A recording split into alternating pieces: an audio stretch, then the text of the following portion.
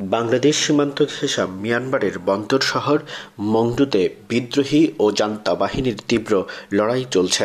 প্রতিনিয়ত ভেসে আসছে গুলির শব্দ, বোমা বিস্ফোরণে প্রকম্পিত হচ্ছে বিভিন্ন এলাকা। এদিকে যুদ্ধের কারণে উখিয়া ও টেকনাফের বিভিন্ন পয়েন্ট দিয়ে এখনও বাংলাদেশে অনুপ্রবেশ করছে রোহিঙ্গারা। সরকারি হিসেব মতে নতুন করে অনুপ্রবেশ ঘটেছে প্রায় ৮,০০০ রোহিঙ্গা। তবে স্থানীয়রা বলছেন এই সংখ্যা আরও বেশি। অনুপ্রবেশ করা রোহিঙ্গারা জানান, ওপারে ভয়াবহ যুদ্ধ চলছে। প্রাণ বাঁচাতে বাংলাদেশে আসা ছাড়া আর কোনো উপায় নেই তাদের। মন্ডুর মধ্যে আছে যুদ্ধ চলে, তারা মারামারি চলে, তারা মারামারি চলতে তারা মরানো মরে নারানো দেখি মুসলমান ফারার মধ্যে আছে, তারা বুম তুলে দেড় দাদা মানে কর্ম ফরি আটেন সিঁড়ি গিয়ে বাংলাদেশের মধ্যে ঐতিহাসিক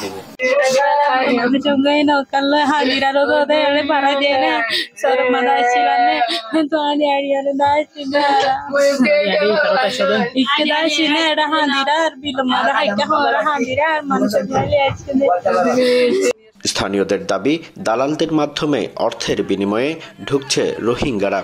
রোহিঙ্গা অনুপ্রবেশের কারণে আমরা লক্ষ্য করছি টেকনাফের অনেক স্থানীয় মানুষও তাদের বাসা বাড়িতে রোহিঙ্গাদেরকে জায়গা দিচ্ছে টাকার বিনিময়ে। অনেক দালালরা কিন্তু মায়ানমার থেকে কিন্তু রোহিঙ্গাদেরকে আনতেছে। জ্বালা যন্ত্রণায় আছি। আমি গত পরশুদিনে কিছু উত্তর মাথার থেকে বাগানের ভিতর থেকে ধরে দিলাম। আজকেও ৩টার দিকে কিছু বিজিবির হ্যান্ড ওভার করলাম। এখনো অথবা এক বাড়িতে ২০-২৫ জন রোহিঙ্গা আছে। এদিকে গত কয়েকদিনে কি পরিমাণ রোহিঙ্গা অনুপ্রবেশ ঘটেছে তা নিয়ে কথা বলতে রাজি হয়নি শরণার্থী কমিশন। যারা এসেছে তাদের নিয়ে বাংলাদেশের সরকারি কোনো পদক্ষেপের কথাও জানাতে পারেননি কমিশনার। রোহিঙ্গা নেতারা বলছেন, নতুন করে সৃষ্ট পরিস্থিতিতে বাংলাদেশের উপর অতিরিক্ত চাপ হয়ে যাচ্ছে। গুলি লই মারি বেশ মানুষ পুরাবেলা কম মানুষ বাংলাদেশের ভিড় করে তুলি দিয়ে জলদি ইন্টারন্যাশনাল কমিউনিটি আর কানাম মাঝে আর টুপি দিয়ে আরে একখান সেফ জোন গরিবের লাই বেশা রিকোয়েস্ট করছিলাম।